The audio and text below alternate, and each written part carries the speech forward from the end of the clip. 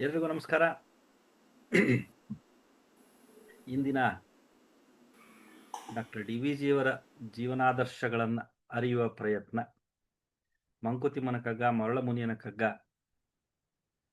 ಅದರಲ್ಲಿ doctor D V ಜಿಯವರು ನಮಗೆ ನೀಡಿರುವಂತಹ ಆ ಜೀವನಾದರ್ಶಗಳು, ತತ್ವಗಳು, ಅವರು ಕಂಡುಕೊಂಡಂತಹ ಸತ್ಯಗಳು, ನೀತಿ, ಮತ್ತು ಬಾಳಿಗೊಂದು ನಂಬಿಕೆ, ಜೀವನವನ್ನು ನಾವು ಸರಿದಾರಿಯಲ್ಲಿ, ಸನ್ಮಾರ್ಗದಲ್ಲಿ ನಡೆಸಿಕೊಂಡು ಹೋಗುವತ್ತ ಏನು ಮಾಡಬೇಕಾಗ್ತದೆ, ನಾವು ಬದುಕುವ ರೀತಿ ಏನು ಅನ್ನುವಂತಹ ಹಲವಾರು ವಿಷಯಗಳ ಈ ವಿಚಾರ ವಿನಿಮಯದ ಭಾಗಕ್ಕೆ,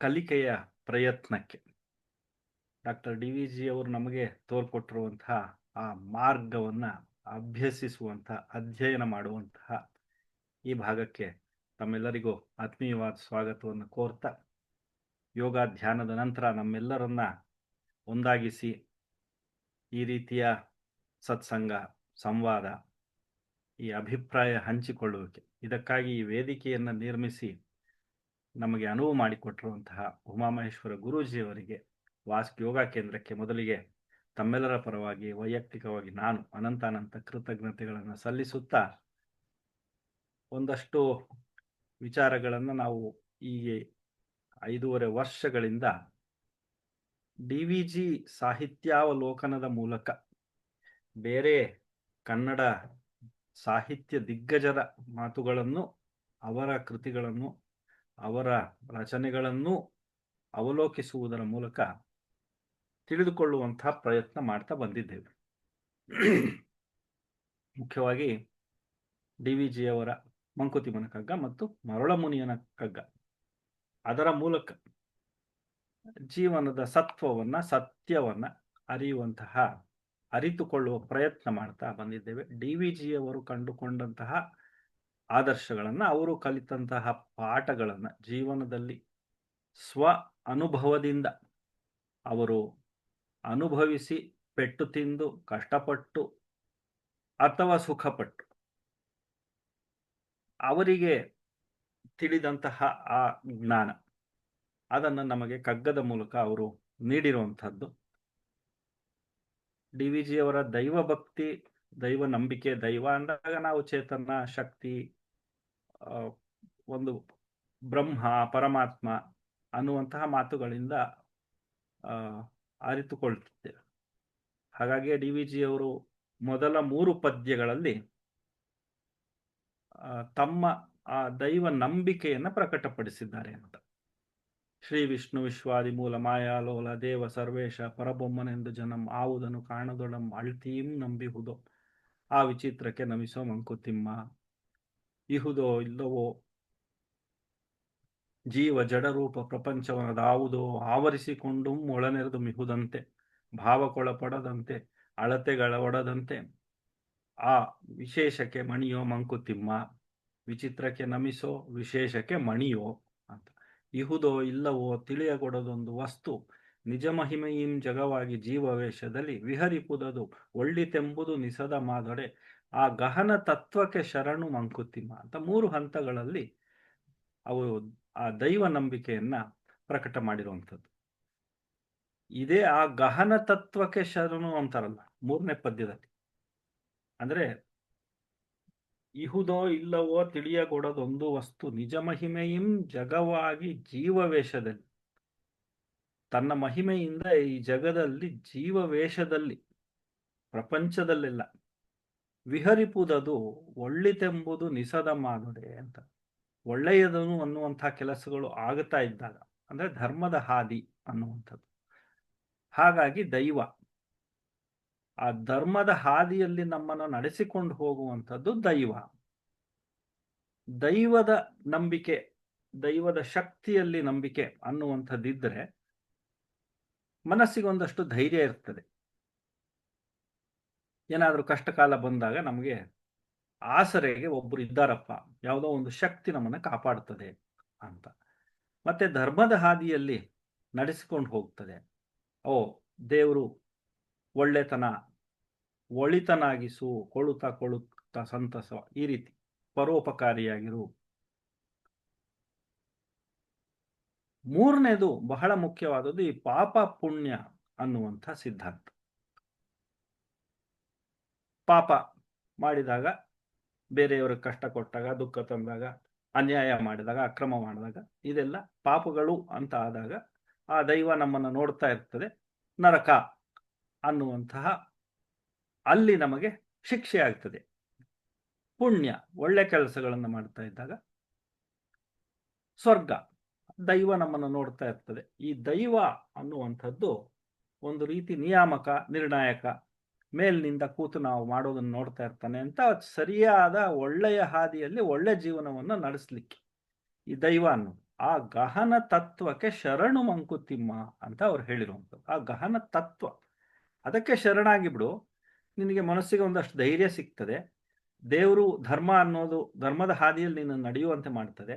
ಈ ಪಾಪ ಪುಣ್ಯ ಅನ್ನುವಂಥದ್ದು ಒಳ್ಳೆ ಕೆಲಸ ಮಾಡಲಿಕ್ಕೆ ನಿನಗೆ ಪ್ರೇರೇಪಣೆ ನೀಡ್ತದೆ. ಈ ದೈವ ಅನ್ನುವುದರಿಂದ ನಮಗೆ ಲಭ್ಯವಾಗುವಂಥ ಮೂರು ಅಂಶಗಳಿಗೆ ಇಹುದೋ ಇಲ್ಲವೋ ಆ ಗಹನ ತತ್ವಕ್ಕೆ ಶರಣು ಅಂತ ಮೂರನೇ ಪದ್ಯದಲ್ಲಿ ಡಾಕ್ಟರ್ ಡಿ ವಿ ಜಿ ಅವರು ಮೊದಲೇ ಹೇಳಿರೋದನ್ನ ಮತ್ತೆ 918ರಲ್ಲಿ ಉದ್ಧರಿಸ್ತಾರೆ. ಮತ್ತೆ ಹೇಳ್ತಾರೆ, ಮರ್ತೋಗ್ಬೇಡ್ರಿ, ಈ ಪುನರುಕ್ತಿ ಅಂತ ನಾವು ಹಿಂದೆ ಮಾತಾಡಿದ್ವಿ, ಹೇಳಿದ್ದನ್ನೇ ಮತ್ತೆ ಮನನ ಮಾಡಿಕೊಳ್ಳುವುದು.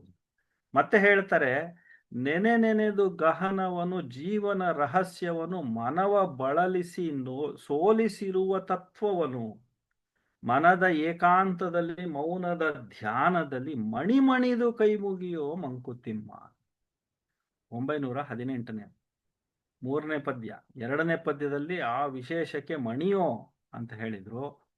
ಆ ಗಹನ ತತ್ವಕ್ಕೆ ಶರಣು ಅನ್ನುವಂಥದ್ದನ್ನು ಹೇಳಿದ್ರು. ಮತ್ತೆ 918 ಹೇಳ್ತಾರೆ, ನೆನೆದು ಗಹನವನ್ನು, ಆ ಘನವಾದಂತಹ ಒಂದು ತತ್ವ, ಆ ಶಕ್ತಿ, ಆ ನಂಬಿಕೆ ಅನ್ನುವಂಥದ್ದು, ಅಲ್ಲಿ ಶರಣು, ಕೈಮುಗಿ, ಮಣಿ, ನಮಿಸು ಅಂತೆಲ್ಲ ಹೇಳಿದ್ದು. ಇಲ್ಲಿ ನೆನೆದು ಗಹನವನು ಮರಿಬೇಡ, ಅವಾಗವಾಗ ನೆನಪಿಸ್ಕೊಳ್ತಾ ಇರು, ಸ್ಥಾಯಿಯಾಗಿ ನಿನ್ನ ಚಿತ್ತದಲ್ಲಿ ಅದನ್ನ ಇರಿಸಿಕೋ. ಯಾವುದದು? ಜೀವನ ರಹಸ್ಯವನ್ನು. ಅದು ಜೀವನದ ರಹಸ್ಯ ಅಲ್ವಾ? ಕಾಣದೊಡಮ್ಮಳ್ತೀಂ ನಂಬಿಹುದು ಅಂತ ಹೇಳಿದರು. ಈ ಗಹನವಾದ ತತ್ವಕ್ಕೆ ನಾವು ಶರಣು, ಅದನ್ನ ಅವಾಗವಾಗ ನೆನಪಿಸ್ಕೊಳ್ತಾ ಇರಬೇಕು, ಸ್ಥಾಯಿಯಾಗಿ ನಮ್ಮ ಮನಸ್ಸಿನಲ್ಲಿ ಇಟ್ಕೊಂಡಿರಬೇಕು. ಆ ಜೀವನ ರಹಸ್ಯದ ಮೂಲಕ ಆ ಜೀವನವನ್ನ ನಡೆಸುತ್ತಾ ಆ ರಹಸ್ಯವನ್ನ ಅರಿತುಕೊಳ್ಳುವ ಮೂಲಕ, ಎಂತಹ ರಹಸ್ಯ ಅದು? ಮನವನ್ನ ಬಳಲಿಸಿ ಸೋಲಿಸಿರುವ ತತ್ವವನ್ನು, ಆ ಗಹನ ತತ್ವಕ್ಕೆ ಶರಣು. ಯಾವುದಾದ ತತ್ವ ಅಂದ್ರೆ ಮನವನ್ನ ಬಳಸಿ ಕಾಡುವ ಹಾಗೆ ಆಗುತ್ತೆ ದೈವವನ್ನು ನಂಬಿದಾಗ. ಆಳವಾಗಿ ಆ ಅಂತರಂಗದಲ್ಲಿ ನಾವು ಆ ಅಂತರೀಕ್ಷಣೆ ಅನ್ನುವಂಥದ್ದು ಮನಸ್ಸಿನಲ್ಲಿ ಸದಾ ಕಾಲ ಆಗತಾ ಇರಬೇಕದು. ಹಾಗಾದಾಗ ಅದು ಗೊತ್ತಾಗೋದಿಲ್ಲ, ಅದನ್ನ ಗೆಲ್ಲಲಿಕ್ಕಾಗೋಲ್ಲ. ಭಾವಕ್ಕೊಳಪಡದಂತೆ, ಅಳತೆಗಳವಡದಂತೆ, ಅದು ಏನಕ್ಕೂ ನಿಲ್ಲುವುದಂಥದ್ದಲ್ಲ ಅದು. ಆದರೂ ನಾವು ಅದನ್ನ ಆಧರಿಸಬೇಕು, ಗೌರವಿಸಬೇಕು, ಭಕ್ತಿಯಿಂದ ಪೂಜಿಸಬೇಕು, ಆರಾಧಿಸಬೇಕು. ಈ ತತ್ವವನ್ನ, ಇದು ನಮ್ಮನ್ನ ಗೆಲ್ಲಲಿಕ್ಕೆ ಬಿಡೋದಿಲ್ಲ. ಸದಾಕಾಲ ನಾವು ಮಣಿದಿರಬೇಕು, ಶರಣು ಅನ್ನಬೇಕು. ಸೋಲಿಸಿರುವ ತತ್ವವನ್ನ ಮನದ ಏಕಾಂತದಲ್ಲಿ ಮೌನದ ಧ್ಯಾನದಲ್ಲಿ ಅಂತ ಹೇಳ್ತಾರೆ. ಮೌನದ ಧ್ಯಾನದಲ್ಲಿ ಇದು ಮುಖ್ಯವಾಗಿ ಈ ಧ್ಯಾನ ಅನ್ನುವಂಥದ್ದು ಬಂದಾಗ ಮೌನ ಅನ್ನುವಂಥದ್ದು ಮುಖ್ಯ ಅಂತ. ಈಗ ನಿನ್ನೆ ನಾವು ಮಾತಾಡ್ತಾ ಭಕ್ತಿ ಅಂತ ಬಂದಾಗ ಆ ದೇವ ಸ್ವರೂಪವನ್ನು ನಾವೊಂದು ಆಕಾರ ಕೊಟ್ಟು ಒಂದು ವಿಗ್ರಹ ಅಂತ ಮಾಡಿ, ಒಂದು ಗುಡಿ ಅಂತ ಮಾಡಿ, ದೇವಸ್ಥಾನವೋ ಎಂಥದೋ ಹೋಗಿ ಅಲ್ಲಿ ಅರ್ಚನೆ ಪೂಜೆ ಮಾಡಿ ಅದನ್ನ ಕಣ್ತುಂಬಿಕೊಳ್ಳುವುದರ ಮೂಲಕ ಆ ದೇವರನ್ನ ಅರಿತುಕೊಳ್ಳುವ ಅಥವಾ ಭಕ್ತಿಯಿಂದ ಪೂಜೆ ಮಾಡುವಂತ ಪ್ರಯತ್ನ. ಅದನ್ನು ಮೀರಿ ಮುಂದಿನ ಹಂತ ಧ್ಯಾನದಲ್ಲಿ, ಏಕಾಂತದಲ್ಲಿ, ಮನಸ್ಸಿನಲ್ಲಿ, ಆಂತರ್ಯದಲ್ಲಿ ದೇವರನ್ನ ಕಂಡುಕೊಳ್ಳುವಂಥ ಆಸಕ್ತಿ. ಅದು ಎಲ್ಲರಿಗೂ ಒಗ್ಗೋದಿಲ್ಲ, ಅದು ಅಭ್ಯಾಸ ಮಾಡ್ಕೋಬೇಕಾಗ್ತದೆ. ಅದನ್ನು ಗುರುಗಳು ಆ ಧ್ಯಾನವನ್ನ ಹೇಗೆ ಮಾಡಬೇಕು ಅನ್ನೋದನ್ನೇ ನಮಗೆ ಬೋಧನೆ ಮಾಡ್ತಾ ಇರುವಂಥದ್ದು. ಆ ಧ್ಯಾನ ಅನ್ನುವಂಥದ್ದು ಮನದ ಏಕಾಂತದಲ್ಲಿ, ಮೌನದಲ್ಲಿ. ಹಾಗಾದಾಗ ನಾವು ಏಕಾಗ್ರತೆಯಿಂದ ಆ ಶಕ್ತಿಯನ್ನು, ಆ ಓಂಕಾರವನ್ನು, ಆ ನಿರಾಕಾರ ಸ್ವರೂಪವನ್ನು ಅರಿತುಕೊಳ್ಳುವಂಥ, ಹತ್ತಿರವಾಗುವಂಥ ಪ್ರಯತ್ನವನ್ನು ಮಾಡಬಹುದು ಅಂತ. ಹಾಗೆ ಮಾಡುವಾಗ ಬೇರೇನು ದಾರಿ ಇಲ್ಲ. ಅದು ಮನವನ್ನು ಬಳಲಿಸುತ್ತದೆ, ಸೋಲಿಸುತ್ತದೆ. ಅಂತಹ ಶಕ್ತಿಗೆ ನಾವು ಮಣಿದು ಕೈ ಮುಗಿಯೋ ಮಂಕುತಿಮ್ಮ ಅನ್ನುವಂಥದ್ದು 2 ಮತ್ತು 3ನೇ ಪದ್ಯದಲ್ಲಿ ಡಾಕ್ಟರ್ ಡಿ ವಿ ಜಿ ಅವರು ಹೇಳಿದ್ದನ್ನ 1918ರಲ್ಲಿ ಮತ್ತೆ ಅದನ್ನೇ ಹೇಳ್ತಾರೆ. ಹೀಗೆ ಈ ಒಂದು ತತ್ವವನ್ನ, ಒಂದು ಸತ್ಯವನ್ನ, ಆ ಒಂದು ದೈವತ್ವವನ್ನು ನಾವು ಕಂಡುಕೊಳ್ಳುವ ಪ್ರಯತ್ನದಲ್ಲಿ ಯಾಕೆ ಮುಂದುವರಿತೇವೆ? ದೈವ ಅಂದಾಗ, ಅದನ್ನು ನಂಬಿದಾಗ ಜೀವನದಲ್ಲಿ ನಮಗೆ ಒಳ್ಳೆ ಮಾರ್ಗವನ್ನು ತೋರಿಸುತ್ತದೆ, ನಮಗೆ ಕಷ್ಟ ಬಂದಾಗ ಕಾಪಾಡುತ್ತದೆ, ಧರ್ಮದ ಹಾದಿಯಲ್ಲಿ ನಡೆಸ್ತದೆ ಅನ್ನೋದು. ಇದೆಲ್ಲ ಯಾಕೆ ಮಾಡ್ತೇವೆ? ಆ ಪ್ರಶ್ನೆಗೆ ಉತ್ತರ ನಾವು ಸನ್ಮಾರ್ಗದಲ್ಲಿ ನಡೆಯುವಂಥದ್ದು, ನಾವು ಜೀವನದಲ್ಲಿ ಒಳ್ಳೆ ಕೆಲಸ ಮಾಡಬೇಕಾದ್ದು, ಕೊನೆಯ ಬಗ್ಗೆ, ಕಡೆ ಕಾಲದ ಬಗ್ಗೆ ನಮ್ಮ ಗಮನ ಇರಬೇಕು. ಕಡೆ ಕಾಲ ಅಂದಾಗ ಏನು ಅಂದ್ರೆ ಮುಕ್ತಿ, ಮೋಕ್ಷ. ನಾವಿಷ್ಟೆಲ್ಲ ಕಷ್ಟಪಡ್ತಾ ಇರೋದು, ಜೀವನ ನಡೆಸಿಕೊಂಡು ಹೋಗ್ತಾ ಇರೋದು, ಒಂದು ನಮ್ಮ ಕರ್ಮದ ಫಲಗಳನ್ನ, ಋಣಶೇಷವನ್ನ ಇಳಿಸುವಂಥದ್ದು. ನಾವು ಮಾಡಬೇಕಾದ ಕೆಲಸ ಇಲ್ಲಿ ಈ ಜೀವರಾಶಿಗಳಲ್ಲಿ ಒಂದಾಗಿ 84 ಲಕ್ಷ ಜೀವಗಳನ್ನ ತಳೆದು ಮಾನವ ಜೀವನವನ್ನ ಪಡೆದಂಥದ್ದು. ದಾಸನಾಗು, ವಿಶೇಷನಾಗು, 84 ಜೀವರಾಶಿಗಳನ್ನ ನಂತರ ನಾವು ಈ ಮಾನವ ಜನ್ಮವನ್ನು ಪಡೆದಿದ್ದೇವಲ್ಲ. ಬಂದಿರೋದೇನೆ ನಮ್ಮ ಹೊಣೆಗಾರಿಕೆ, ನಮ್ಮ ಕರ್ತವ್ಯ, ನಮ್ಮ ಕರ್ಮವನ್ನ ಸವೆಸಬೇಕಾದ್ದು, ಒಳ್ಳೆ ಕೆಲಸ ಮಾಡಬೇಕಾದ್ದು, ಸಮಾಜಮುಖಿ ಕೆಲಸಗಳಲ್ಲಿ ನಿರತರಾಗಬೇಕಾದ್ದು, ಪರೋಪಕಾರಿಯಾಗಿರಬೇಕಾದ್ದು, ಒಂದಷ್ಟು ಸಹಾಯ ಮಾಡಬೇಕಾದ್ದು, ಬೇರೆಯವರಿಗೆ ಕಷ್ಟ ಇಲ್ಲದಿರ ನಮ್ಮ ಜೀವನವನ್ನ ಗೌರವಿಸು ಜೀವನವ, ಗೌರವಿಸು ಚೇತನವ, ಆರದೋ ಜಗವೆಂದು ಭೇದವೆಣಿಸದಿರು, ಹೋರುವುದೇ ಜೀವನ ಸಮೃದ್ಧಿಯೋಸುಗ ನಿನಗೆ, ದಾರಿ ಆತ್ಮೋನ್ನತಿಗೆ ಮಂಕುತಿಮ್ಮ. ಈ ದಾರಿ ಆತ್ಮೋನ್ನತಿಯ ದಾರಿ, ಉತ್ಕ್ರಮಣದತ್ತ ನಾವು ಹೋಗಬೇಕಾದಾಗ ಆತ್ಮೋನ್ನತಿಯತ್ತ ನಾವು ನಡೆಯಬೇಕು. ಸುಮ್ಮನೆ ಏನೋ ಜೀವನ ಸವಿಸ್ಕೊಂಡು ಹೋಗ್ತೇವೆ, ಇರ್ಬೇಕಲ್ಲ, ಬಂದಿದ್ದೇವಲ್ಲ, ಇರ್ತೇವೆ ಅಲ್ಲ. ಗೌರವಿಸು ಜೀವನವ, ಜೀವನವನ್ನ ನೀನು ಗೌರವಿಸು, ಪರರನ್ನೂ ಗೌರವಿಸು. ಗೌರವಿಸು ಜೀವನವ, ಗೌರವಿಸು ಚೇತನವ.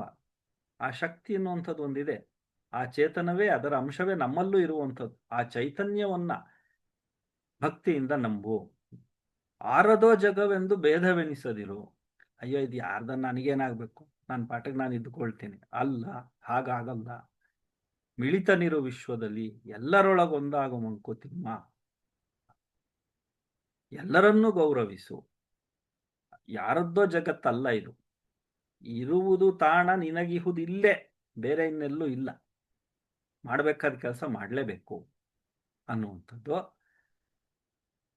ಹೋರುವುದೇ ಜೀವನ ಸಮೃದ್ಧಿಯೋಸುಗ ನಿನಗೆ, ಈ ಜೀವನವನ್ನ ಸಮೃದ್ಧಗೊಳಿಸಲು ಅದೇ ನಿನ್ನ ಹೊಣೆಗಾರಿಕೆ, ಅದೇ ನೀನು ಮಾಡಬೇಕಾದ ಕರ್ತವ್ಯ. ನೀನಿರೋದು ಅದಕ್ಕಾಗಿಯೇ ಬಂದಿರುವಂಥದ್ದು, ಆ ಜೀವನವನ್ನ ಸಮೃದ್ಧಿಗೊಳಿಸಲಿಕ್ಕೆ.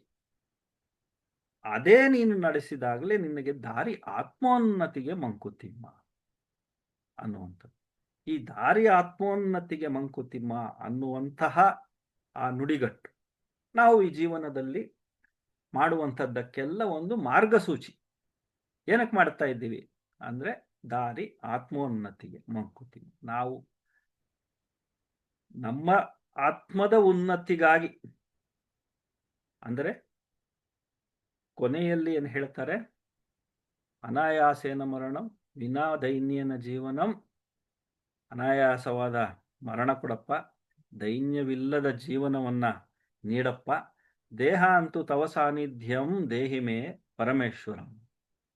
ದೇಹಾಂತ್ಯದಲ್ಲಿ, ಕೊನೆಯಲ್ಲಿ ನಿನ್ನ ಚರಣಗಳಲ್ಲಿ ನನಗೆ ಸಾನ್ನಿಧ್ಯವನ್ನ ನೀಡು ಓ ಪರಮೇಶ್ವರ ಅಂತ ಕೇಳ್ತೇವೆ. ಅದು ಬೇರೆ ರೀತಿನೂ ಇದೆ. ಈ ಶ್ಲೋಕವನ್ನು ಬೇರೆ ಬೇರೆ ದೇಹಿಮೆ ಭಕ್ತವತ್ಸಲ ಅಂತಲೂ ಹೇಳ್ತಾರೆ.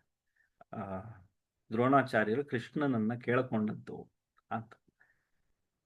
ಈ ರೀತಿಯ ಜೀವನವನ್ನ ನಡೆಸಿಕೊಂಡು ಹೋಗಬೇಕು. ಯಾಕೆ ಅಂದ್ರೆ ಆ ಸನ್ಮಾರ್ಗ, ಆ ಒಳ್ಳೆತನ, ಸಮಾಜಮುಖಿ ಪರೋಪಕಾರಿ ಕೆಲಸಗಳಿಂದ ದಾರಿ ಆತ್ಮೋನ್ನತಿಗೆ ಮಂಕುತಿಮ್ಮ ಅನ್ನುವಂಥ ಮಾತು. ಅದು ನಮಗೆ ಮುಕ್ತಿಪಥ ಮತ್ತೆ ಮೋಕ್ಷದತ್ತ ನಮ್ಮನ್ನ ಕರೆದುಕೊಂಡು ಹೋಗುವ ಆ ದಾರಿಯನ್ನ ದೈವ ಅನ್ನುವಂಥದ್ದನ್ನ ನಂಬಿದಾಗ, ಧರ್ಮ ಅನ್ನುವಂಥದ್ದನ್ನ ಪಾಲಿಸಿದಾಗ ಸಿಗುತ್ತದೆ ಅನ್ನುವ ಮಾತನ್ನ DVG ಅವರು ಮುಕ್ತಿ ಮತ್ತು ಮೋಕ್ಷ ಅನ್ನುವಂತಹ ಆ ತತ್ವವನ್ನ, ಆ ಮಾತುಗಳನ್ನ ಕಗ್ಗದಲ್ಲಿ ನಮಗೆ ನೀಡಿರುವಂಥದ್ದು. ಇದರ ಬಗ್ಗೆ ಒಂದಷ್ಟು ವಿಷಯಗಳನ್ನ ನೋಡುವಂತಹ ಪ್ರಯತ್ನ ಮಾಡೋಣ.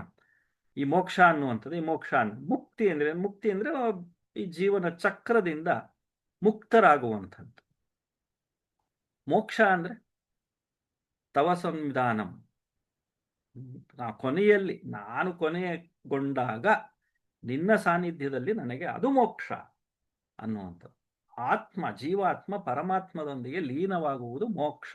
ಇಲ್ಲದೇ ಇದ್ರೆ ಈ ಜೀವನ ಚಕ್ರದಲ್ಲಿ ಸುತ್ತುತ್ತಾ ಇರ್ತೀವಿ. ಅದರಿಂದ ಮೊದಲು ಮುಕ್ತಿ ಕಾಣಬೇಕು, ನಂತರ ಮೋಕ್ಷಕ್ಕೆ. ಈ ಮುಕ್ತಿ ಮತ್ತು ಮೋಕ್ಷ ಇವೆರಡು ನಮ್ಮ ಜೀವನದ ಗುರಿ ಅಂತ ಡಾಕ್ಟರ್ DVG ಅವರು ಕಗ್ಗದಲ್ಲಿ, ಮಂಕುತಿಮ್ಮನ ಕಗ್ಗದಲ್ಲೂ ಇದೆ, ಮರುಳಮುನಿಯನ ಕಗ್ಗದಲ್ಲೂ ಇದೆ. ಇದನ್ನೇ ಮತ್ತೆ ಅವರು ಭಗವದ್ಗೀತಾ ತಾತ್ಪರ್ಯದಲ್ಲೂ ಸಹ ಒತ್ತಿ ಒತ್ತಿ ಹೇಳುವಂತಹ ಮಾತುಗಳು. ಅದಕ್ಕೆ 385ನೇ ಪದ್ಯದ ಈ ಕರ್ಮಋಣ ಅನ್ನುವಂಥದ್ದು, ಈ ಹಿಂದಿನ ಕರ್ಮಋಣ, ಅದನ್ನ ಕ್ಷಯಿಸಬೇಕು, ಅದಕ್ಕಾಗಿ ನಾವು ಜೀವನ ನಡೆಸಬೇಕು ಅನ್ನುವಂಥದ್ದು. ದಾಸರೋ ನಾವೆಲ್ಲ ಶುನಕನಂದದಿ ಜಗದ ವಾಸನೆಗಳ ಎಳೆತಕ್ಕೆ ದಿಕ್ಕು ದಿಕ್ಕಿನಲ್ಲಿ ಪಾಶಗಳು ಹೊರಗೆ ಕೊಂಡಿಗಳು ನಮ್ಮೊಳಗಿಹವು ವಾಸನಾಕ್ಷಯ ಮೋಕ್ಷ ಮಂಕುತಿಮ್ಮ. ಈ ಮೋಕ್ಷ ಅನ್ನುವಂಥದ್ದೇನು ಅಂದಾಗ ಈ ವಾಸನೆಗಳನ್ನು ಕ್ಷಯಿಸುವಂಥದ್ದು, ಈ ವಾಸನಾ ಕ್ಷಯ, ಅದೇ ಮೋಕ್ಷ. ಇದರಿಂದೆಲ್ಲ ಬಿಡುಗಡೆ ಹೊಂದಿ ಪ್ರಲೋಭನೆ, ಮೋಹ, ಮದ, ಮತ್ಸರ ಇವುಗಳಿಂದ, ಅರಿಷಡ್ವರ್ಗಗಳಿಂದ ಬಿಡುಗಡೆ ಹೊಂದಿ ನಾವು ಮೀರಿ ನಿಂತಾಗ ಅದೇ ಮೋಕ್ಷ ಅನ್ನುವಂಥದ್ದು. ಅದಕ್ಕೆ ನಾಯಿಯ ಉದಾಹರಣೆ ಕೊಡ್ತಾರೆ. ದಾಸರೋ ನಾವೆಲ್ಲ ಶುನಕನಂದದಿ ಜಗದ ವಾಸನೆಗಳೆಳೆತಕ್ಕೆ, ಶುನಕನ ರೀತಿ ನಾವೆಲ್ಲರೂ ಈ ಹಿಂದಿನ ಕರ್ಮಫಲಗಳು ಸೆಳಿತಾ ಇರ್ತವೆ ನಮಗೆ. ಅದು ಆ ವಾಸನೆಯಿಂದಲೇ ನಾವು ಸುತ್ತಲೇ ಇರ್ತೇವೆ, ಒಂದೇ ಜಾಗದಲ್ಲಿ ಸುತ್ತಕೋತ ಮಲಗಿರ್ತೇವೆ ಅನ್ನುವಂಥದ್ದು. ಅಂದ್ರೆ ಸಕಲ ದಿಕ್ಕುಗಳಿಂದ, ಬೇರೆ ಬೇರೆ ದಿಕ್ಕುಗಳಿಂದ ಸೆಳಿತಾ ಇರ್ತದೆ. ಇದು ಸೆಳಿತದೆ ಸರಿ, ಅದಕ್ಕೆ ಪಾಶಗಳು ಹೊರಗೆ, ಈ ಸೆಳೆತ ಅನ್ನುವಂಥದ್ದು ಹೊರಗಿನಿಂದ ಪಾಶ ಹಾಕಿ ಎಳೀತದೆ. ಆದ್ರೆ ಅದಕ್ಕೆ ಒಳಗಡೆ ಏನಾದ್ರೂ ಸಿಕ್ಕಬೇಕಲ್ಲ, ಕೊಂಡಿ ಹಿಡ್ಕೊಳ್ಳಿಕ್ಕೆ. ಕೊಂಡಿಗಳು ನಮ್ಮೊಳಗಿಹವು. ಆ ಕೊಂಡಿಗಳು ಏನು? ಮೋಹ, ವ್ಯಾಮೋಹ, ಆಸೆ, ಅತಿ ಆಸೆ, ಅಹಂಕಾರ. ಈ ರೀತಿಯ ಆಸೆಗಳ ಕೊಂಡಿಗಳು ನಮ್ಮೊಳಗಿರುವುದರಿಂದಲೇ ಆ ಹೊರಗಿನ ವಾಸನೆಗಳು ನಮ್ಮನ್ನ ಸೆಳೀಲಿಕ್ಕೆ ಸಾಧ್ಯ. ಈ ಒಳಗಿನ ಕೊಂಡಿಗಳನ್ನು ನಾವು ಕಳಚಿ ಬಿಸಾಡಿದರೆ ಹೊರಗಿನ ಪಾಶಗಳು ನಮ್ಮನ್ನು ಏನು ಮಾಡಲಿಕ್ಕೆ, ಆ ಬಂಧನದಿಂದ ನಾವು ಮುಕ್ತರಾಗಬೇಕು. ಅದೇ ಮೋಕ್ಷ ಅನ್ನುವಂಥ ಮಾತನ್ನ, ಆ ವಾಸನೆಗಳ ಕ್ಷಯಿಸುವಂಥದ್ದನ್ನೇ, ಆ ವಾಸನೆಗಳ ಹಿಡಿತದಿಂದ, ಸೆಳೆತದಿಂದ ಬಿಡುಗಡೆ ಹೊಂದುವುದೇ ಮೋಕ್ಷ ಅನ್ನುವಂಥ ಮಾತನ್ನು 385ನೇ ಪದ್ಯದಲ್ಲಿ. ಮತ್ತೆ ಮೋಕ್ಷ ಅಂದ್ರೇನು? ಅದಕ್ಕೆ ಬಹಳ ಒಳ್ಳೆ ಉದಾಹರಣೆ, ನೀವು ಏನೇ ಮಾಡಿದರೂ ನಂಬಿ ನಡೆಯಿರಿ ಎನ್ನುವಂಥದ್ದು. ಅದಕ್ಕೆ 485ನೇ ಪದ್ಯದಲ್ಲಿ ಹೇಳ್ತಾರೆ, ನಂಬದಿರ್ದನು ತಂದೆ ನಂಬಿದನು ಪ್ರಹ್ಲಾದ, ನಂಬಿಯೂ ನಂಬದಿರು ಇಬ್ಬಂದಿ ನೀನು, ಕಂಬದಿನೋ ಬಿಂಬದಿನೋ ಮೋಕ್ಷವರಿಂಗಾಯ್ತು ಸಿಂಬಳದ ನೊಣ ನೀನು ಮಂಕುತಿಮ್ಮ. ಪ್ರಹ್ಲಾದ ನಂಬುದ, ದೈವ ಭಕ್ತ, ನಾರಾಯಣ ಅಂದ. ಅವರಪ್ಪ ನಂಬಲಿಲ್ಲ. ನಂಬದಿರ್ದನು ತಂದೆ. ಒಂದೇ ಮನೆಯಲ್ಲಿ ಅಪ್ಪ ಬೇರೆ ದಾರಿ, ಮಗ ಬೇರೆ ದಾರಿ.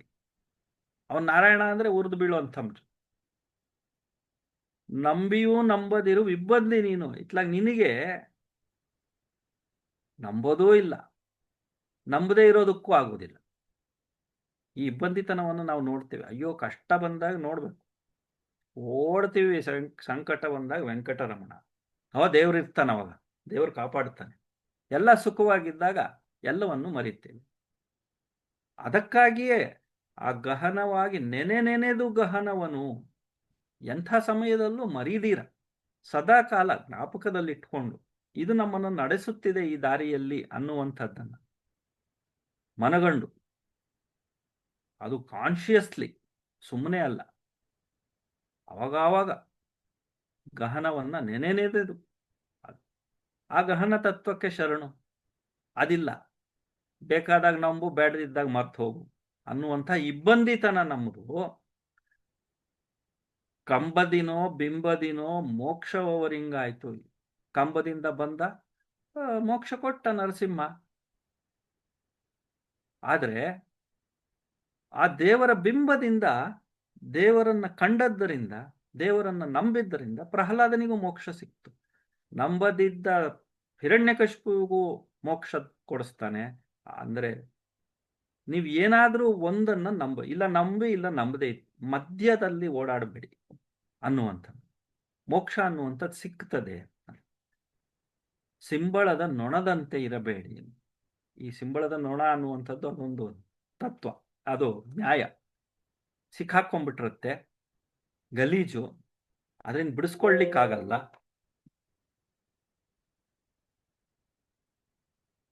ಹೊರಬಂದು ಹಾರ್ಲಿಕ್ಕಾಗಲ್ಲ. ಆದರೆ ಅದೇ ಜೀವನ ಅಂದ್ಕೊಂಡ್ಬಿಟ್ಟಿರುತ್ತೆ, ಅಂಟ್ಕೊಂಡಿರುತ್ತೆ. ಈ ರೀತಿಯ ಇಬ್ಬಂದಿತನದಿಂದ ಹೊರಬಂದವನವರಿಗೆ ಮೋಕ್ಷ ಅನ್ನುವಂಥದ್ದು ಸಿಗ್ತದೆ. ಇಬ್ಬಂದಿತನ ಇರಬಾರದು. ಎರಡು ದೋಣಿಯಲ್ಲಿ ಕಾಲಿಟ್ಕೊಂಡು ಸಾಗೋದಕ್ಕೆ ಸಾಧ್ಯವಿಲ್ಲ ಅನ್ನುವಂಥದ್ದು. ಮತ್ತೆ ಹೇಳ್ತಾರೆ 696ನೇ ಪದ್ಯದಲ್ಲಿ ಹೇಳ್ತಾರೆ, ಇದು ದುರಹಂಕಾರ ಅನ್ನುವಂಥದ್ದಿದ್ರೆ ಮೋಕ್ಷ ಅಲ್ಲ. ಅದು ದುರಹಂಕಾರ ಅನ್ನುವಂಥದ್ದು ಬರೋದು ಯಾವಾಗ ಅಂದ್ರೆ, ನಾನೇನೋ ಮಾಡಿದ್ದೇನೆ, ನಾನು ಏನೋ ಸಾಧಿಸಿದ್ದೇನೆ, ನಾನೇನೋ ಕಳೆದು ಕಟ್ಟೆ ಹಾಕಿದ್ದೇನೆ ಅನ್ನುವಂಥದ್ದು. ಆ ವ್ಯಾಮೋಹ, ನನ್ನದು, ನಾನು, ನನ್ನಿಂದಲೇ ಅನ್ನುವಂಥದ್ದು. ಅದಕ್ಕೆ ಹೇಳ್ತಾರೆ ಈ ನಿರಹಂತೆ ಅನ್ನುವಂಥದ್ದು. ಅಂದ್ರೆ ಅಹಂಕಾರವಿಲ್ಲದಿರುವ ಸ್ಥಿತಿ, ನಿರಹಂತೆಯದು ಮೋಕ್ಷ ಮಂಕುತಿಮ್ಮ. ಆ ರೀತಿಯ ಸಾಧನೆ ನಾವು ಮಾಡಬೇಕಾಗ್ತದೆ. ಅಂದ್ರೆ ನಿರ್ಲಿಪ್ತತೆ, ಏನು ನನ್ನದಲ್ಲ, ಎಲ್ಲದಕ್ಕೂ ಒಬ್ಬ ನಿರ್ಣಾಯಕ ನಿಯಾಮಕ ಇದ್ದಾನೆ, ಅವನು ನಡೆಸಿದಂತೆ ನಾನು ನಿಮಿತ್ತ ಮಾತ್ರ ಅನ್ನುವಂಥ ಅರಿವು, ಅದು ಮೋಕ್ಷ ಅಂತ ಹೇಳ್ತಾರೆ. ಶರದಿಯ ನೀಜುವನು, ಸಮರದಲ್ಲಿ ಕಾದುವನು, ಗುರಿಯೊಂದನುಳಿದು ಪರತೊಂದ ನೋಡುವನೇ, ಮರೆಯುವನೇ ತಾನೆಂಬುದನ್ನೇ ಮಹಾವೇಶದಲ್ಲಿ, ತಾನೆಂಬುದನ್ನ ಮಹಾವೇಶದಲ್ಲಿ ಮರೆಯಬೇಕು. ಎಂಥ ಆವೇಶ, ಎಂಥ ಉದ್ವಿಗ್ನ ಪರಿಸ್ಥಿತಿಯಲ್ಲೂ ತಾನು ತನ್ನದು ಅನ್ನುವುದನ್ನು ಮರೆಯುವಂತಹವನು, ದುರಹಂಕಾರ ಇಲ್ಲದೆ ಇರುವ ನಿರಹಂತೆಯೇ ಮೋಕ್ಷ. ನಿರಹಂತೆಯದು ಮೋಕ್ಷ. ದುರಹಂಕಾರ ಅಹಂಕಾರಗಳನ್ನ ಮೀರಿ ನಿಲ್ಲುವಂಥದ್ದು, ಅದನ್ನ ಅಳಿಸಿ ದಮನ ಮಾಡಿಕೊಳ್ಳುವಂಥದ್ದು, ಮನಸ್ಸಿನಲ್ಲಿ ನಾನು ಅನ್ನುವಂಥದ್ದನ್ನ ತೊರೆಯುವಂಥದ್ದು. ಅದಕ್ಕೆ ಹೇಳ್ತಾರೆ ಮರೆಯುವನು ತಾನೆಂಬುದನು. ಎಂಥ ಸ್ಥಿತಿಯಲ್ಲಿ, ಎಂಥ ಪರಿಸ್ಥಿತಿಯಲ್ಲೂ ಸಹ ನಾನು ಅನ್ನುವುದು ಮುಖ್ಯವಾಗುವುದಿಲ್ಲ. ಗುರಿಯೊಂದನುಳಿದು ಪೆರತೊಂದ ನೋಡನು. ಈ ಜೀವನವೆಂಬ ಶರದಿಯನ್ನ ಈಜುತ್ತಾ ಇರುವನು, ಈ ಸಮರದಲ್ಲಿ ಕದನದಲ್ಲಿ ಕಾದಾಡ್ತಾ ಇರುವಂತಹವನು, ಅವನ ಗುರಿ ಒಂದೇ, ಆ ಪರತತ್ವ ಪರಮಾತ್ಮವನ್ನ ತಲುಪುವಂಥದ್ದು. ಅದಕ್ಕೆ ಆ ಮೋಕ್ಷವನ್ನ ಸಾಧಿಸಬೇಕಾದರೆ ಅಹಂಕಾರವನ್ನ ನೀಗಿಸಿಕೊಳ್ಳಬೇಕು. ಅದಕ್ಕೆ ಸಾಧ್ಯವಾಗುವಂಥದ್ದು ಒಳಗಿನ ಕೊಂಡಿಗಳಿಂದ ಬಿಡುಗಡೆ ಹೊಂದಬೇಕು. ಆ ಹೊರಗಿನ ಸೆಳೆತಕ್ಕೆ ಇದು ಹೇಗೆ ಸಾಧ್ಯ ಆಗ್ತದೆ? ಈ ಹೊರಗಿನ ಸೆಳೆತಕ್ಕೆ ಸಿಕ್ಕಾಕಿಕೊಳ್ಳದೆ ಇರುವಂಥದ್ದು ಹೇಗೆ? ಎಲ್ಲವನ್ನು ಬಿಡೋದು. ಈ ಗೃಹ ಬಂಧನ ಅಂತ ಹೇಳಿದ್ರು ನಿನ್ನೆ, ನಾವು ಅದನ್ನು ಸಹ ನೋಡಿದ್ವಿ. ಈ ಜೀವನ ಅನ್ನುವುದೇ ಒಂದು ಕಾರಾಗೃಹ. ಈ ಬಂಧನದಿಂದ ನಾವು ಲೋಕ ಸಂಸ್ಕಾರದಿಂದ ಅಂತ. ಈ ಸಂಸ್ಕಾರ ಅನ್ನುವಂಥದ್ರ ಬಗ್ಗೆ ನಿನ್ನೆ ನಾವು ಮಾತಾಡ್ತಾ ಇದ್ವಿ. ಸಂಸ್ಕಾರ, ಸಂಸ್ಕೃತಿ, ಸಂಸ್ಕಾರ ಅಂದ್ರೆ ಏನು ಅಂದ್ರೆ ಒಳ್ಳೆಯತನದತ್ತ ಸಾಗುವುದು. ಆ ಸಂಸ್ಕಾರಕ್ಕೆ ಒಂದಷ್ಟು ಉದಾಹರಣೆಗಳನ್ನು ಕೊಡ್ತಾರೆ. ಇದು ಎಲ್ಲರೂ ಮಾತಾಡುವಂಥದ್ದೇ. ಕೂದಲು, ಕೇಶರಾಶಿ, ಅದು ಸಹಜವಾಗಿ ನಮಗೆ ಪ್ರಕೃತಿ ನೀಡಿರುವಂಥದ್ದು ಅಲ್ವಾ? ಅದನ್ನ ನಾವು ವಿನ್ಯಾಸಗೊಳಿಸಿ ಒಂದು ತುರುಬಾಗಿ ಕಟ್ಕೊಳ್ಳುವಂಥದ್ದು, ಒಂದು ಜಡೆ ಮಾಡಿಕೊಳ್ಳುವಂಥದ್ದು, ಅದು ಸಂಸ್ಕಾರ ಅಂತ. ಒಂದು ದೊಡ್ಡ ಕಲ್ಲು ಬಂಡೆ, ಎಲ್ಲರಿಗೂ ಅದು ಕಲ್ಲು ಬಂಡೆ, ಅದರಲ್ಲಿ ಒಂದು ಶಿಲ್ಪಾಕೃತಿ ಮಾಡುವಂಥದ್ದು ಸಂಸ್ಕಾರ. ಕಲ್ಲು ಬಂಡೆ ಪ್ರಕೃತಿ ಆಗ್ತದೆ, ಪ್ರಾಕೃತಿಕವಾಗಿರುವಂಥದ್ದು. ಸಂಸ್ಕಾರ ಅನ್ನುವಂಥದ್ದು ಏನಪ್ಪಾ ಅಂದ್ರೆ ಆ ಕಲ್ಲು ಬಂಡೆ ಒಂದು ವಿಗ್ರಹವಾಗುವಂಥದ್ದು ಅಂತ. ಮತ್ತೆ ಈ ಈ ಈ ಹತ್ತಿ, ಅದು ಪ್ರಕೃತಿ. ಅದನ್ನು ನೂಲು ಮಾಡಿ ಸೀರೆ ಮಾಡಿ, ಜರ್ತಾರಿ ಸೀರೆ, ಅದು ಸಂಸ್ಕಾರ ಅನ್ನುವಂಥದ್ದು. ಹಾಗೆ ಈ ನಾವು ನಡೆಯುತ್ತೇವೆ, ಸುಮ್ಮನೆ ಗೀಚ್ತೇವೆ, ಈ ಗೀಚುವಂಥದ್ದು ಅಕ್ಷರವಾಗುವಂಥದ್ದು ಸಂಸ್ಕಾರ. ಸುಮ್ಮನೆ ನಡೀತೇವೆ, ಸುಮ್ಮನೆ ಮಾತಾಡ್ತೇವೆ, ಆ ಮಾತು ಅನ್ನುವಂಥದ್ದು ಸಂಗೀತವಾಗುವಂಥದ್ದು ಸಂಸ್ಕಾರ. ಸುಮ್ಮನೆ ನಡೀತೇವೆ, ಆ ನಡೆ ಅನ್ನುವಂಥದ್ದು ನೃತ್ಯವಾದಾಗ ಸಂಸ್ಕಾರ ಅಂತ. ಈ ರೀತಿಯ ಲೋಕ ಸಂಸ್ಕಾರದಿಂದ ದಾರಿಯಾತ್ಮೋನ್ನತಿಗೆ ಮಂಕುತಿಮ್ಮ ಅಂದ್ರೆ ಕ್ರೂಡ್ ಆಗಿ ಇರುವಂಥದ್ದು ರಿಫೈನ್ ಆದಾಗ, ರಿಫೈನ್ಮೆಂಟ್ ಅನ್ನುವಂಥ ಆ ಪ್ರಕ್ರಿಯೆ, ಅದನ್ನ ಸಂಸ್ಕಾರ, ಸಂಸ್ಕರಿಸುವುದು ಅನ್ನುವಂಥ ಅದು ಸಂಸ್ಕೃತಿಯ ಮೂಲಕ ಸಾಧ್ಯ. ಸಂಸ್ಕೃತಿ ಅಂದಾಗ ಈ ಕಲೆ, ಒಳ್ಳೆತನ, ಧರ್ಮ ಅನ್ನುವಂಥದ್ದೆಲ್ಲ ಒಂದು ಭಾಗವಾಗಿ ಬರುವಂಥದ್ದು. ಈ ಈ ಸಂಸ್ಕಾರ ಅನ್ನುವಂಥದ್ದು ಸುಲಭವಾಗಿ ಬರುವಂಥದ್ದು. ಅದಕ್ಕೆ ಅವ್ರು ಹೇಳೋದು ಬಳಲಿಸುವನು, ಸೋಲಿಸುವನು. ಆ ತತ್ವ ಅದು ಬಳಲಿಸುತ್ತದೆ, ಮನಸ್ಸನ್ನ ಕಾಡುತ್ತದೆ. ಸಂಸ್ಕಾರದ ಗುರಿ ಏನು ಮಾಡಬೇಕು, ಹೇಗೆ ಮಾಡಬೇಕು, ಹೇಗೆ ಉನ್ನತಿಯನ್ನ ಸಾಧಿಸಬೇಕು ಅನ್ನುವಂಥದ್ದರ ದಾರಿಯಲ್ಲಿ ನಾವು ಸಾಗುವಾಗ ಅದನ್ನ ಹೇಳ್ತಾರೆ. ಈ ಒಳಗಿನ ಕೊಂಡಿಗಳನ್ನ ಕಳಚಿಕೊಳ್ಳುವಂತಹ ದಾರಿ ಸಂಸ್ಕಾರ ಅನ್ನುವಂಥದ್ದು. ಮೋಕ್ಷದತ್ತ ನಾವು ಸಾಗುವುದು. 903ನೇ ಪದ್ಯದಲ್ಲಿ ಹೇಳ್ತಾರೆ, ಮೋಕ್ಷದಾಕ್ಷೆಯೋಳುಂ ಅತ್ಯಾತುರತೆ ಒಳಿತಲ್ಲ. ಆತುರದಿಂದ ಯಾವುದೂ ಆಗೋದಿಲ್ಲ. ಅತ್ಯಾತುರತೆ ಒಳಿತಲ್ಲ. ಮೋಕ್ಷದ ಆಸೆ ಇದೆ, ಮೋಕ್ಷದ ದಾರಿ ಗೊತ್ತು, ಆದರೆ ಆತುರದಿಂದ ಅದು ಸಾಧಿಸುವುದಕ್ಕೆ ಸಾಧ್ಯವಿಲ್ಲ. ಶಿಕ್ಷೆ ಬಹುಕಾಲ ನಡೆಯದೆ ಮೋಕ್ಷವಿಲ್ಲ. ಜೀವನದಲ್ಲಿ ಪಾಠ ಕಲಿಬೇಕು, ಜೀವನವನ್ನ ನಡೆಸಬೇಕು, ಶಿಕ್ಷೆಗಳನ್ನ ಅನುಭವಿಸಬೇಕು. ಹಾಗೆ ಸಂಸ್ಕರಣಗೊಳ್ಳದೇ ಇದ್ದರೆ ಮೋಕ್ಷ ಅನ್ನುವಂಥದ್ದಿಲ್ಲ. ಲಕ್ಷ್ಯ ತಪ್ಪದೆ ಚರಿಸು ಸಾಮಾನ್ಯ ಧರ್ಮಗಳತ್ತ ಲಕ್ಷ್ಯವನ್ನ, ಗುರಿಯನ್ನ ತಪ್ಪಿಸದೆ ನಾವು ಜೀವನದಲ್ಲಿ ಸನ್ಮಾರ್ಗದಲ್ಲಿ ನಡೀತಾ ಇದ್ದರೆ ಆಗ ಮೋಕ್ಷ ಸತ್ವಸಿದ್ಧ ಮಂಕುತಿಮ್ಮ. ಮೋಕ್ಷ ಅನ್ನುವಂಥದ್ದು ನನಗೆ ದಕ್ಕುತ್ತದೆ ಯಾವಾಗ? ಸತ್ವಸಿದ್ಧ ಆಗಿಯೇ ಆಗ್ತದೆ. ಯಾವಾಗ? ಈ ಮೋಕ್ಷ ಅನ್ನುವಂಥದ್ದನ್ನು ಸಿದ್ಧಿಸಿಕೊಳ್ಳಬೇಕಾದರೆ ಲಕ್ಷ್ಯ ತಪ್ಪದೆ ಚರಿಸು ಸಾಮಾನ್ಯ ಧರ್ಮಗಳ ದಾರಿಯಲ್ಲಿ. ಧರ್ಮ ಅನ್ನುವುದಕ್ಕೆ ಮತ್ತೆ ದೈವ, ಒಳ್ಳಿತನಾಗಿಸುವಂಥದ್ದು, ಒಳ್ಳೆಯತನದ ದಾರಿ, ಸಮೃದ್ಧಿಗೋಸುಗ ಅನ್ನುವಂಥ ಮಾತುಗಳನ್ನ ಕಗ್ಗದಲ್ಲಿ ನಮಗೆ ಮತ್ತೆ ಮತ್ತೆ ಮತ್ತೆ ಹೇಳುವುದರ ಮೂಲಕ ನಮ್ಮ ಚಿಂತನೆಯನ್ನ ಉದ್ದೀಪನಗೊಳಿಸುವಂಥದ್ದು, ಈ ದಾರಿಯಲ್ಲಿ ನಡೀರಿ ಅಂತ ಪ್ರೇರಣೆ ನೀಡುವಂಥದ್ದು, ಪ್ರೇರೇಪಿಸುವಂಥದ್ದು ಈ ಮಂಕುತಿಮ್ಮನ ಕಗ್ಗದಲ್ಲಿ ಅಡಗಿರುವಂತಹ ಸತ್ವ. ಅದನ್ನು ನಾವು ಕಲಿತಾ ಬಂದಿದ್ದೇವೆ. ಇಂಥ ಮಾತುಗಳನ್ನು ನಮಗೆಲ್ಲ ಕಗ್ಗದ ಮೂಲಕ, ಮಂಕುತಿಮ್ಮನ ಕಗ್ಗ, ಮರಳಮುನಿಯನ ಕಗ್ಗ, ಜೀವನ ಧರ್ಮಯುಗ, ಇದರ ಮೂಲಕ ನೀಡಿರುವಂತಹ ಕೊಂಡಪ್ಪನವರಿಗೆ ವಂದಿಸುತ್ತಾ, ತಮ್ಮೆಲ್ಲರ ಈ ಅಮೂಲ್ಯವಾದ ಸಮಯ ತಾವು ನೀಡಿದ್ದೀರ ಈ ಮಾತುಗಳಿಗಾಗಿ ತಮಗೂ ಸಹ ಆ ತಲೆವಾಗಿ ವಂದಿಸುತ್ತಾ, ಇಂತಹ ಒಂದು ವೇದಿಕೆಯನ್ನು ನಮಗೆ ನಿರ್ಮಿಸಿ ಈ ಒಂದು ಚಿಂತನೆಗೆ, ಈ ಒಂದು ವಿಚಾರ ವಿನಿಮಯಕ್ಕೆ ಅವಕಾಶ ಮಾಡಿಕೊಟ್ಟ ಉಮಾಮಹೇಶ್ವರ ಗುರೂಜಿಯವರಿಗೆ ವಂದಿಸುತ್ತಾ ನಾನು ವಿರಮಿಸುತ್ತೇನೆ. ಎಲ್ಲರಿಗೂ ನಮಸ್ಕಾರ. ಧನ್ಯವಾದಗಳು.